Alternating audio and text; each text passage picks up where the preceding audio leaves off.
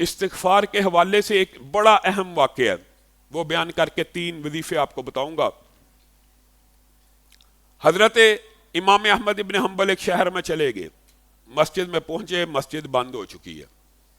کہا اب کہاں جاؤں، اب تو شہر بھی چھوڑ آئے ہوں، اب تو مسجد میں ہی رہنے کا ارادہ تھا، مسجد بند ہے۔ قریب سے ایک نان بھائی گزرتا ہے، وہ دیکھتا ہے ایک بزرگ آدمی ہے، وہ کہتا ہے آپ میرے گھر چلیے۔ وہ ان کو گھر لے آتے ہیں، وہ ان سے پوچھتا کہاں سے آئے ہیں، یہ مسافر ہوں، فجر تک کے لیے مجھے آپ کے گھر میں جگہ چاہیے۔ ٹھیک ہے، فجر کی نماز میں آپ کو مسجد میں واپس چھوڑ دوں گا، آپ اتنی دیر میرے گھر میں آرام کر لیجئے۔ امام احمد ابن حنبل خود بیان کرتے ہیں، میں اس نان بھائی کے گھر میں داخل ہوا، میں نے دیکھا اس نان بھائی نے نفل بھی پڑھے، نماز بھی پڑھی، اور نہ اس کی زبان ہل رہی ہے۔ میں نے اس کو کہا یہ زبان میں کیا پڑھتا ہے؟ تو کہا میں استغفر اللہ پڑھتا ہوں، صرف استغفر اللہ استغفر اللہ استغفر اللہ پڑھتا ہوں۔ کیا پڑھتا ہوں؟ صرف۔ امام احمد ابن حنبل نے کچھ دیر دیکھا، وہ پڑھتا جا رہا ہے، کہا یار تو اتنا استغفر اللہ پڑھتا ہے، ان کو رشک آیا، اس استغفر اللہ پڑھنے نے کبھی تجھے فائدہ بھی پہنچایا؟ تجھے کوئی واقعہ تو بتا۔ کہنے لگا نان بھائی امام احمد ابن حنبل کو کہنے لگا اللہ کی قسم کوئی اور وظیفہ نہیں کرتا، کوئی اور دعا نہیں کرتا، جب بھی مشکل آئے، جب بھی مصیبت آئے، جب بھی پریشانی آئے، جب بھی بیماری ہو جائے، جب بھی مجھے کوئی حاجت پڑ جائے، میں استغفر اللہ کرتا ہوں، استغفر اللہ کرتا ہوں، اللہ تعالیٰ میری ہر حاجت کو پورا کر دیتے۔ امام احمد ابن حنبل نے کہا ہر حاجت کو؟ کہا ہاں ہر حاجت کو۔ کہا لیکن ایک بات تجھے بتاؤں اے بزرگ، دل میں ایک خواہش ہے، دل میں ایک حاجت ہے ابھی۔ استغفر اللہ نے میری زندگی کی ہر حاجت، ہر دعا کو بنا کہے پورا کر دیا، لیکن ایک حاجت ہے، میں نے اپنے علماء سے ایک بات سنی ہے کہ اس زمین کی پشت کے اوپر، اس وقت دھرتی کے اوپر حدیث کا سب سے بڑا عالم امام احمد ابن حنبل ہے۔ استغفر اللہ پڑھتا ہوں تو دل میں حاجت ہوتی ہے، کاش اللہ کبھی اس کی زیارت نصیب فرما دے۔ امام احمد ابن حنبل کی آنکھوں میں آنسو آ گئے اور کہنے لگے اے نان بھائی اب تو مجھے یہ وہ سفر یاد آتا ہے کہ جب میں اپنے شہر سے نکلا، میرا ارادہ کہیں اور جانے کا تھا، میں اس مسجد کی طرف آیا، اس بستی کی طرف آیا، اے نان بھائی استغفار نے، استغفار کے باب نے اور استغفر اللہ نے تیری وہ حاجت بھی پوری کر دی، میں ہی امام احمد ابن حنبل ہوں۔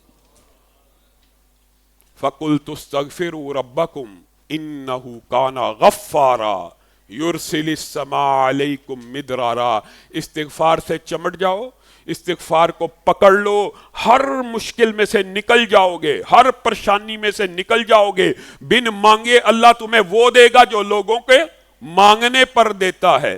پڑھنا کیا ہے؟ استغفر اللہ استغفر اللہ استغفر اللہ، ایک یہ یاد رکھیے، دن میں 1000 مرتبہ ساری زندگی کے لیے اس کے اوپر مداومت کیجئے۔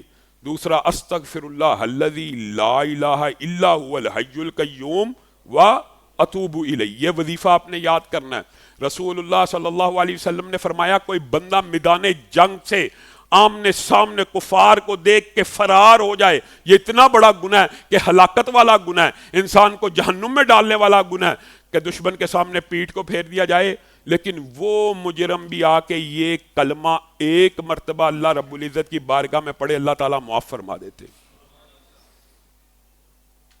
تیسرا وظیفہ سید الاستغفار جو 21ویں رات کو آپ کے سامنے رکھا، آپ سب ساتھیوں نے وہ یاد کرنا ہے۔ جو بندہ صبح پڑھے رات تک کے لیے معافی، جو رات کو پڑھے صبح تک کے لیے معافی۔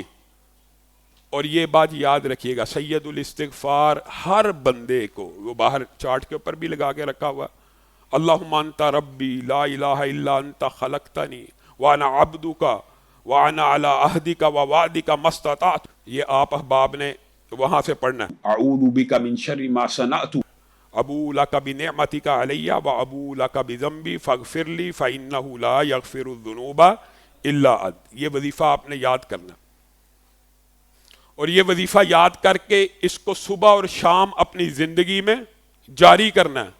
اس کے علاوہ استغفار کے بہت سے وظائف ہیں، لا الہ الا انت سبحانک انی کنت من الظالمین، یہ بھی ہے یہ تسبیح، لیکن یونس نے اس تسبیح کو بطور استغفار پیش کیا تو اللہ تعالیٰ نے کہا اگر یہ نہ پڑھتا تو قیامت تک مچھلی کے پیٹ میں رہتا۔